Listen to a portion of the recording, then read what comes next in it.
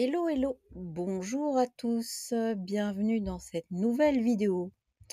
Alors, j'espère que vous allez bien, que soit vous êtes en vacances, soit vous avez déjà passé de bonnes vacances, que tout va bien, malgré une conjonction Uranus-Mars nœud nord en taureau qui dépote et qui nous amène à nous percuter, à avoir un peu de problèmes, un petit peu de difficultés, à nous organiser, voire, à fluidifier les choses.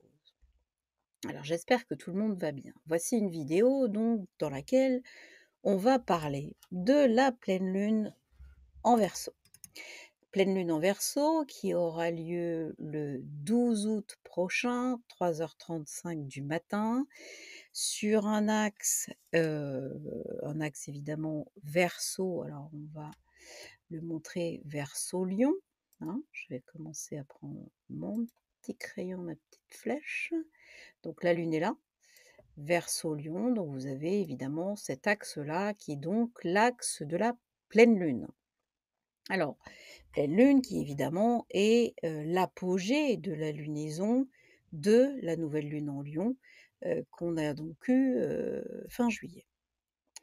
Alors tout ça, c'est des énergies extrêmement fortes, comme je vous avais dit, et on continue dans les énergies qui montent en pression pour arriver jusqu'en septembre où là, d'un seul coup, il y a un arrêt brutal, puisqu'on va avoir énormément, pratiquement la quasi-totalité, des planètes qui vont rétrograder. Donc on a Mercure plus toutes les lourdes, en fait, hein. Il y aura juste peut-être Mars et Vénus qui ne seront pas rétrogrades, mais on aura, donc tout le reste rétrograde, ce qui donc immanquablement va donner une impression de sans dessus dessous, de je m'arrête brusquement, de je stagne, donc je bloque le pied sur les freins en fait, je pile, hein, je pile, ce qui donne après, eh bien, le carambolage dans lequel, vous percutez la voiture de devant. Si vous avez eu la chance de ne pas la percuter, bah, c'est la voiture de derrière qui va vous percuter et qui vous emmène à la voiture de devant. Bon, donc on est dans une énergie un peu comme ça, qui est une énergie propre, à je dirais, à générer des situations, donc avec Uranus, surprenantes et qui va nous emmener à cet état en septembre d'incompréhension et d'arrêt de la machine complète. D'accord? On va se poser énormément de questions, voire on va, arriver à un sommet, de dysfonctionnement de certaines choses qui vont rendre, je dirais, la consommation, impropre, de la société. Bon, pour l'instant, on n'en est pas là. On va donc rentrer dans notre, pleine lune en Verseau. Donc, cette pleine lune en Verseau, la lune en Verseau, vous voyez qu'elle est ici, d'accord? Hop, elle est ici, elle est conjointe à Saturne et donc elle, finalement, elle va nous amener à nous poser des questions dans cette conjonction à Saturne. Saturne, c'est quoi? Bah, Saturne avec la Lune, quand il est conjoint, il contrôle les émotions, il refoule même les émotions, il les empêche de sortir, il les canalise. Mais quelque part, ça favorise aussi la concentration, ça va favoriser la gestion des émotions, et évidemment, ça va favoriser également la prudence par rapport à quelque chose qui peut être beaucoup plus enclin je dirais, à faire des brèches, à passer des caps. Le lion, le soleil en lion, évidemment, c'est un aspect conquérant, du soleil, d'accord? Il est en domicile et cetera. Donc face à Saturne-Lune, évidemment, on sent bien qu'il y a 2 axes, 2 esprits différents qui s'opposent. L'autorité d'un côté, et le collectif avec son émotion. La Lune, c'est le peuple également. Mais donc le peuple, il va avec cette conjonction à Saturne, il va être amené à prendre, je dirais, ses responsabilités.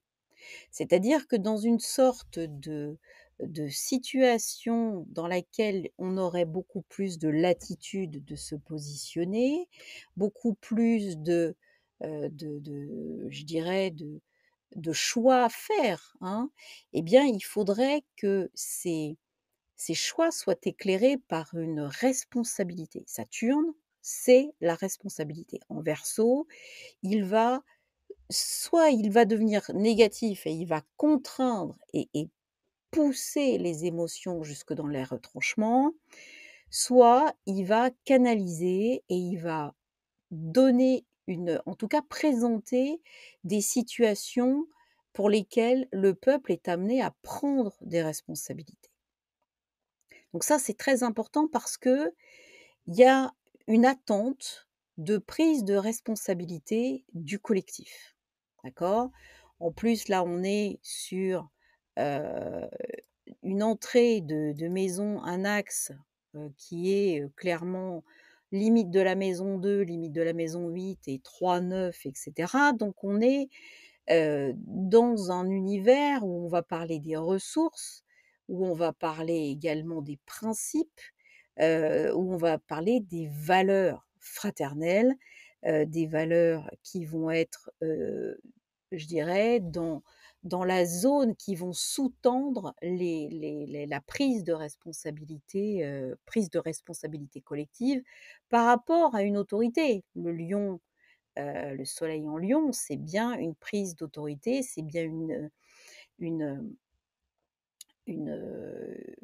un essai en tout cas, une mise en place d'une autorité particulière et qui serait donc avec Saturne-Lune, qui serait finalement bloquée, qui serait, mise en obstacle, qui serait, hem contrainte, en tout cas, restreinte, pour son application par tel que la veut l'autorité.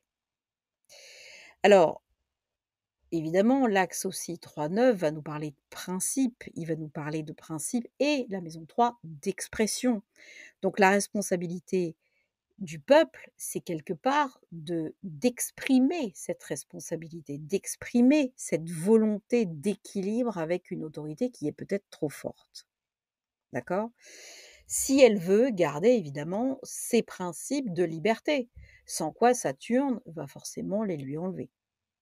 En tout cas, les lui restreindre ou les lui contraindre, dans un premier temps. Ce qui est intéressant quand on regarde ce thème de pleine lune, c'est qu'en fait, on va se retrouver avec, une pleine lune, donc déjà qui est importante avec cette opposition, Soleil-Saturne-Lune, dans un coin qui est un petit peu, entre 2 maisons, donc qui marque un petit peu plusieurs domaines qui peuvent être touchés. Mais, cet axe de pleine lune, est un axe qui est carré, à une conjonction, qui est, assez dommageable, qui est assez forte au-dessus de nous, qui nous fait traverser des choses un peu bizarres et on va en reparler et qui est donc la conjonction Mars-Uranus, nœud nord, en Taureau et évidemment, on la voit dans une grande maison 11 qui est donc dans un qui met l'axe Taureau-Scorpion en signe intercepté. Ici, on se retrouve donc avec un carré, c'est-à-dire une pleine lune en carré. Ici, c'est un effet brutal. Donc, ce qu'on peut dire, c'est que cette énergie de pleine lune, donc cette opposition Soleil-Lune, déjà avec Saturne, il était quand même relativement cassant, relativement lourd, hein. Saturne, c'est le pessimisme aussi, c'est la prise de responsabilité, mais un truc qui est pas forcément super drôle. Et là, on arrive à ce que, et finalement, cet axe de pleine lune soit carré à une conjonction qui est extrêmement brutale, extrêmement violente, qui est à ce moment-là, le 12 août, en train de se défaire complètement puisque Mars, on le voit, il est encore en conjonction, mais il s'en va. C'est donc la conjonction Mars-Uranus nœud nord. Cette conjonction, elle est très, très violente. C'est elle qui génère les incidents diplomatiques, qui génère aussi tout ce qui va être combat, combat, courage et contre le feu, contre des choses qui peuvent nous échapper, d'accord? Et qui peuvent nous échapper simplement parce que Uranus, c'est la conscience, donc c'est très au-dessus de nous, n'est-ce pas? Donc cette prise de responsabilité qu'on avait dans cet axe, Soleil-Lune avec Saturne sur cette lune, ça nous donne, avec ce carré en maison 11, un impact sur le collectif, d'accord? Donc il y a quelque chose d'explosif entre l'autorité menée par le soleil et finalement les ressources. Donc on impose quelque chose où on dit: «Ben voilà, c'est comme ça, vous n'aurez pas plus d'énergie, le feu a brûlé ceci, vous n'aurez pas plus de cela», et là, d'un seul coup, on commence à avoir des gens qui réfléchissent en face et qui disent: «Mais enfin, faut stop, faut arrêter de nous prendre pour des cons, c'est bon, c'est ça va, on a compris». Et donc qu'est-ce qui se passe à ce moment-là? Eh bien, il y a un espèce de blocage, d'accord? C'est-à-dire que le carré se met en place et marque une opposition, en tout cas, une un obstacle et une tension extrême, hem, sur un certain nombre de domaines. Alors ces domaines, c'est quoi? En Taureau, Uranus-Mars en Taureau, nœud nord, c'est des choses qui vont durer, et c'est des choses qui vont durer et qui nous rappellent la maison 2 avec laquelle on est en carré ici, d'accord? Donc les ressources qui peuvent être naturelles, des ressources qui peuvent être aussi, individuelles. Les gens qui se disent: «Mais moi, je vais arrêter de foutre ma vie en l'air pour travailler, de telle ou telle façon et en n'étant pas payé ou et cetera, et cetera». Donc on a des ressources naturelles, des ressources aussi avec la maison 2 et le Taureau, on a des ressources financières qui s'expriment, d'accord? Donc, hem, comment ça se passe? Cet axe Taureau-Scorpion, on voit qu'il est intercepté, donc il y a quelque chose qui n'est pas clair là-dessus, hein, qui n'est pas dit, qui n'est pas limpide, une énergie qui a lieu, on sent bien qu'elle a lieu quelque part où on ne peut pas réellement l'appréhender, où on n'a pas complètement le fin mot de l'histoire, d'accord? Donc c'est une situation, donc cette pleine lune totalement explosive, qui peut se marquer par un événement, la survenance d'une situation alors ça peut être au niveau individuel comme collectif, ça peut être une situation ou un événement brutal qui ici oblige le peuple à prendre ses responsabilités, d'accord? Qui oblige un certain nombre à dire, «Eh bien moi, je pense que je vais refuser ça parce que c'est inadmissible», d'accord? Ici, donc évidemment, ce carré, on voit bien, ce carré de tension, il touche tout, d'autant que, évidemment, le nœud sud est à l'opposé du nœud nord, et donc il active un certain nombre de choses sur la finance, d'autant qu'on ne le voit pas ici, mais l'astéroïde Karma est joint au nœud sud, d'accord? Donc qu'est-ce que ça veut dire, l'astéroïde Karma joint au nœud sud dans tout ce bordel-là? C'est que simplement des énergies d'une autre époque viennent se copier-coller sur cette pleine lune. Ce qui veut donc dire qu'on peut avoir des survenances d'événements, de choses diverses et variées qui en réalité, sont des matérialisations, parce que l'aspect d'Uranus en Taureau conjoint nœud nord et Mars donne des matérialisations foudroyantes. Et donc, ces matérialisations foudroyantes qu'on peut voir peuvent être issues ou mélangées d'énergies qui n'ont pas été traitées ou maltraitées ou mal comprises ou et cetera, d'époques antérieures. On les sent bien les époques antérieures en ce moment, d'accord? Et tout ça, ça nous donne des espèces de de déchets, hein, de «déchets» entre guillemets qui viennent, dans, cette matérialisation et qui nous obligent à réagir quelque part, qui servent effectivement, qui contraignent aussi l'autorité et qui doivent nous obliger à prendre nos responsabilités pour pouvoir, ben, nous positionner clairement sur ce qui est annoncé. D'accord? Ça, c'est très, très important. Alors, les aspects facilitants, là, on parle que du carré, mais il y a des aspects facilitants qu'il faut étudier. Ce qu'on peut observer relativement, vite en ce moment, c'est que ces matérialisations, de tours de passe-passe, on a presque des choses qui apparaissent et qui disparaissent du truc et on se demande comment ça se passe. C'est dû au sextile de Neptune. D'accord? Cette conjonction qui fait carré, donc à notre axe de pleine lune, elle est sextile à Neptune, trigone à Pluton. Donc effectivement, il y a bien des choses qui nous heurtent dans le carré, mais des choses qui finalement sont facilitées par des transformations de contrats, hein, en mode peut-être invisible, mais il y a des transformations de contrats qui concernent certainement les ressources naturelles et la banque. Vénus, je vous rappelle, maîtresse du Taureau, opposé Pluton. Alors ça, au niveau individuel, c'est des problématiques d'emprise, c'est des problématiques, dangereuses pour les femmes, dangereuses pour, quelqu'un qui aurait ce genre d'aspect dans son thème puisque, bah, ça peut être une notion de viol, une notion d'agression, physique, qui est très, très marquante. D'accord?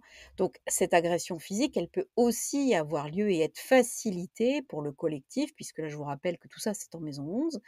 Donc on peut avoir aussi des choses qui se passent et qui favorisent l'agression d'un clan, de plusieurs, mais aussi de pays entiers. Donc il ne faut pas négliger ça et la valeur de Neptune, c'est qu'on peut aussi avoir des vols. Peut aussi avoir des choses très importantes qui sont dissimulées, qui sont volées, c'est le tour de passe-passe, Uranus, Neptune, Mars, c'est le tour de passe-passe. Alors le tour de passe-passe en force, mais le tour de passe-passe quand même. Alors tout ça, ça a une évolution, ça a un impact sur l'évolution collective puisqu'on le voit bien, le nœud, il est là, et il est complètement impacté là-dedans. Donc, il y a une évolution, il y a une obligation, de finalement du collectif à passer dans une espèce d'entonnoir, mais en contrepartie, il y a plus de conscience aussi sur le collectif. C'est-à-dire que, on peut avoir plus d'idées, plus d'intuition, plus de solutions, plus de motivation même et de compréhension à faire les choses dans une certaine direction et pourquoi pas une direction innovante avec Uranus, Mars. Donc ça, c'est vraiment ces aspects facilitants que sont, Neptune, hem, donc en Poisson, en plus avec Junon à côté, il y a une espèce d'idéal aussi, d'accord? Donc on peut très bien nous emmener vers un aspect quasi idéologique. Donc, il y a vraiment encore un flou dans des principes et puis, ce qu'on peut dire, c'est que, du coup, ce carré, il peut aussi marquer une volonté de ne pas marcher sur les plates-bandes des principes de liberté, parce que finalement, il y a des gens qui veulent se retrouver, qui croient en quelque chose, qui croient en une destinée meilleure. D'accord? Alors évidemment, il y en a qui vont croire dans une idéologie particulière, d'accord? Et d'autres qui vont croire qu'ils vont finalement se lier, prendre des responsabilités pour aller vers des choses qui sont plus de l'ordre de l'idéal ou de l'inconditionnel. Donc c'est ça qu'il faut voir, hein. Hem, ici, cette pleine lune, hem, elle a également un ascendant en Cancer, d'accord? Donc évidemment, quand on parle de pleine lune, on va parler du Cancer, hein, puisque c'est le signe, de la lune. Sur cet ascendant, il y a évidemment la lune noire moyenne, OK? Et cette lune noire moyenne est positionnée sur l'ascendant, en Cancer, donc signe de domicile de la lune. Donc ça renforce notre, prise de responsabilité de notre conjonction Saturne-Lune, hein. Ça veut dire que ça, c'est l'heure de Paris, donc on se dit: «Il va se passer des choses pour que les gens avec, la lune noire». Bah, on peut pas vous dire que c'est super sympa ce qui se passe. Il y a quand même des zones d'ombre émotionnelles, des zones d'emprise émotionnelle, qui sont fortes. Notamment, ça peut être au niveau de la famille, ça peut être au niveau du pays, ça peut être, au niveau simplement de l'intérieur de soi-même. Comment est-ce qu'on arrive à gérer tout ça? En tout cas, il y a des zones d'ombre, il y a des peurs, il y a des choses qui se qui s'active très fort et notamment, voilà, avec ce Saturne-Lune, ça active également par ricochet, ce qui est cet ascendant de lunaison. Ici, cet ascendant de lunaison, il est d'autant plus activé qu'il est, carré, heu, ici, à ce qu'on va parler, à ce une conjonction dont on va beaucoup parler en 2023, qui est la conjonction Jupiter-Chiron en Bélier. En tout cas, c'est un des grands chapitres que je vais traiter dans mon almanach pour 2023 avec, évidemment le passage de Pluton en Verseau. Hem, Ici, on a, quelque chose qui est très fort, d'accord, avec ce carré. C'est-à-dire que, heu, le carré ascendant Lune noire, carré Jupiter, Chiron, on rebascule encore sur des trucs médicaux. On va encore parler, je dirais de choses avec lesquelles on n'est pas d'accord et surtout, on a des choses qui nous sont imposées par une autorité, d'accord? Donc là, on sent bien que l'autorité, elle essaye de contrôler des choses, mais qu'elle a des difficultés. Mais de l'autre côté, regardez bien, les 2 autorités Jupiter-Soleil se parlent et le Jupiter, il est en maison 10 en Bélier. Donc là, il y a une autorité très complexe, très, militante, très agressive, qui va donc heurter cette problématique lunaire, d'accord? Reflétée par cet ascendant en Cancer, qui va générer donc des zones d'ombre et surtout qui va générer des angoisses, et donc qui va, demander évidemment la prise de responsabilité, du peuple ou, d'un certain nombre de gens. Donc, on a, finalement, u un besoin quelque part, de se retrouver. Sauf que cet ascendant ici, donc qui est attaqué par cette autorité, eh bien, on voit que la prise de responsabilité commence par un essai. Il essaye de se défendre. Et comment essaie-t-il de se défendre? Eh bien, il essaye de se défendre avec un Mercure en Vierge qui va tenter, avec le sextile, qui va tenter d'exprimer ce qu'il a à dire. Mercure en Vierge, ce sont des analyses souvent précises, détaillées, qui peuvent être aussi des analyses médicales, qui peuvent être en tout cas, c'est des papiers.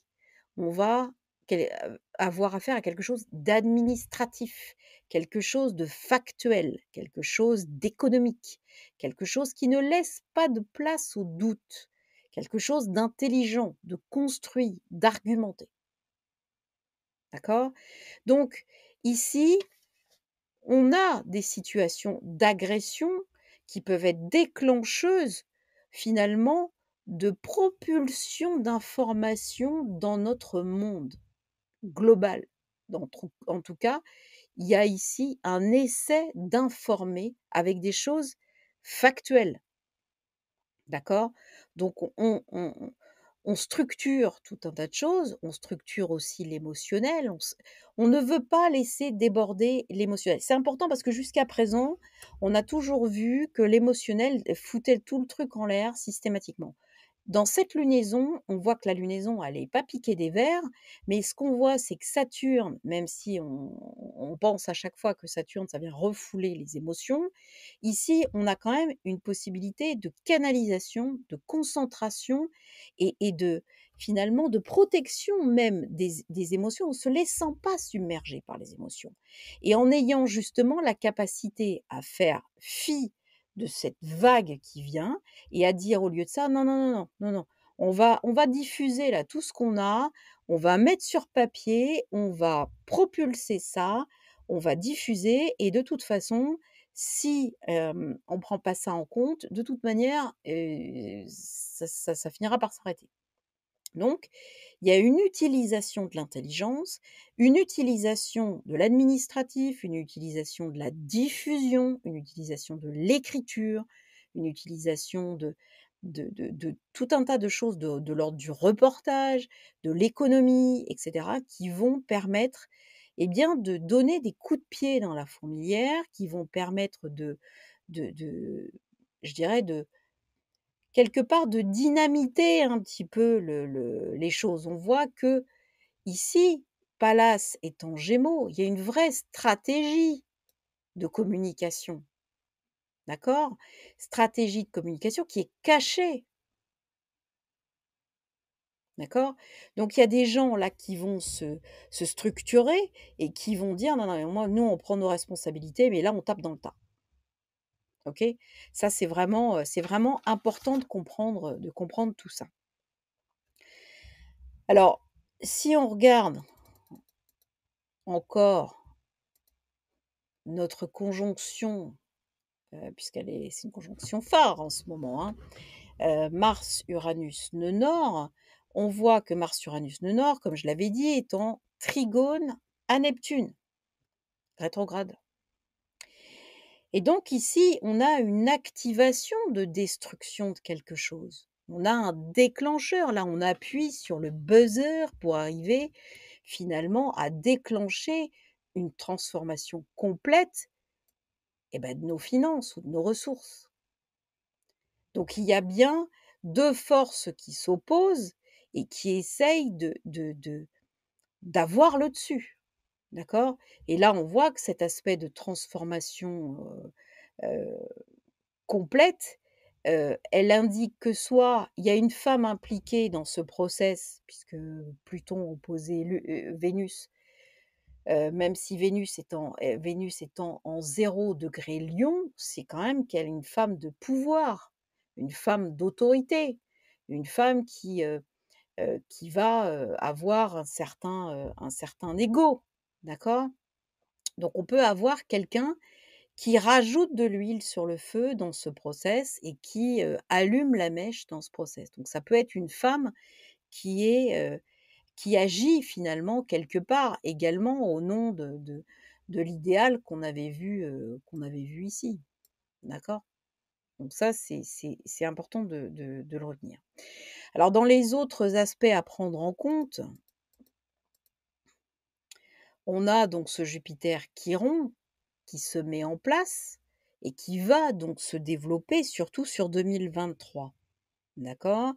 Et ce côté donc carré à cet ascendant indique bien que on va continuer à parler d'épidémie, qu'on va essayer de mettre de la peur dans les familles, qu'on va essayer toujours de disposer et d'acheter, encore une fois, il y a une histoire de contrat dans lequel on va acheter, d'accord?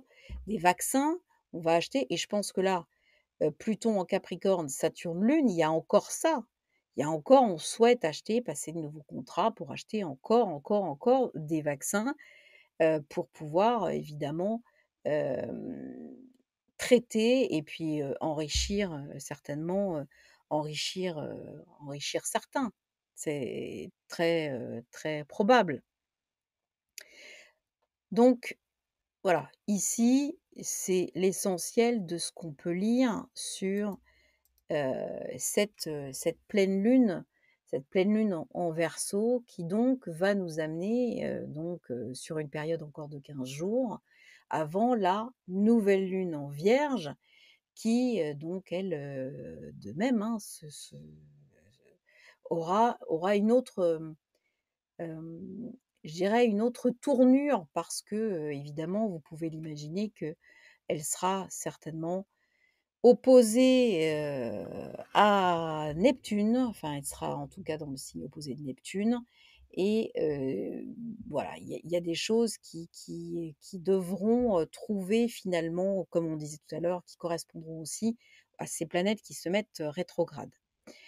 Hem, Si on regarde le 12/8/2022, eh bien on a, 12 c'est 3 plus 8, 11 plus 6, eh bien 17. Donc on a l'étoile, ça correspond à l'étoile. Donc là aussi, on parle d'espoir pour pouvoir justement prendre la dimension de la responsabilité qu'on et de la véracité. L'étoile, elle est, complètement, complètement nue, le genou à terre, donc il y a une posture d'humilité également et de prendre ce qui est la réalité dans sa plus grande transparence avec également la nature et nos richesses et c'est un petit peu ça, que vient aussi exprimer l'aspect Saturne-Lune. Vous comprenez? C'est vraiment, très lié à l'étoile, donc à l'espoir, mais aussi à la vérité, à la transparence et puis peut-être aussi avec l'aspect de Saturne, au retard. L'étoile, c'est parfois aussi les choses qui sont belles, qui sont des réussites, mais qui peuvent être exprimées un peu tardivement, une histoire de délai. Donc il faut garder l'espoir d'une réussite et donc comprendre que c'est en se défaisant de tout ce qui peut, être, lourd, tout ce qui peut nous induire en erreur, tout ce qui peut finalement nous éloigner de notre, alignement, d'accord? L'étoile, c'est réellement, une posture d'alignement et puis 1 plus 7, ça va nous donner 8. Là encore, c'est la justice avec ses plateaux, donc on va passer, il y a une histoire d'équilibre à trouver et la justice va nous emmener forcément sur des domaines juridiques, équilibrés et financiers, d'accord? Donc ça, tout ça, c'est bien à prendre en compte. On va parler d'argent, on va parler de nature, on va parler de ressources, d'accord? C'est bien à prendre en compte. Les lettres hébraïques au 17, c'est P, la bouche. On parle du verbe créateur. Et qu'est-ce que je vous avais dit? Mars, Uranus, nœud nord, c'est l'accélération de la matérialisation à un aspect ouf. D'accord? Donc on a la possibilité de voir se surimplémenter des lignes de temps et donc d'avoir des espèces de, comme je vous l'ai dit au départ avec cette image du carambolage, des énergies et des gens qui se percutent qui comprennent pas bien, mais finalement, il y a des situations qui n'arrivent plus de façon linéaire, d'accord? Il y a un truc qui arrive, puis un autre qui percute l'autre et qui finalement, va entraîner une matérialisation différente encore chez un autre, OK? Donc c'est bien ça qu'il y a à retenir, c'est que cette lunaison, c'est une «lunaison carambolage» entre guillemets, c'est-à-dire qu'elle, il y a une accélération des lignes de temps. Il y a quelque chose qui accélère à toute vitesse, oui, qui accélère en tout cas et qui ne nous permet pas de garder une cohérence dans une ligne de temps linéaire qu'on a connue. C'est-à-dire qu'il y a des choses qui se mettent les unes derrière les autres, les unes au-dessus des autres et ça se parfois ça en devient incohérent, d'accord? Ça en devient complètement fou. Ça en devient pas possible à suivre et donc voilà, c'est ce type d'effet, de ressenti qu'on peut avoir, actuellement avec cette conjonction. Voilà, bah, écoutez, j'espère que c'est un peu plus clair pour vous. Donc pour ceux qui ne sont pas partis en vacances, eh bien, bonnes vacances, profitez-en bien, reposez-vous, profitez pour, déconnecter de tout ça et puis, bah, pour les autres, vous êtes comme moi, on y retourne et puis surtout, on essaie de rester le plus zen possible. Voilà. Je vous embrasse À très vite et puis prenez bien soin de vous. À bientôt. Ciao.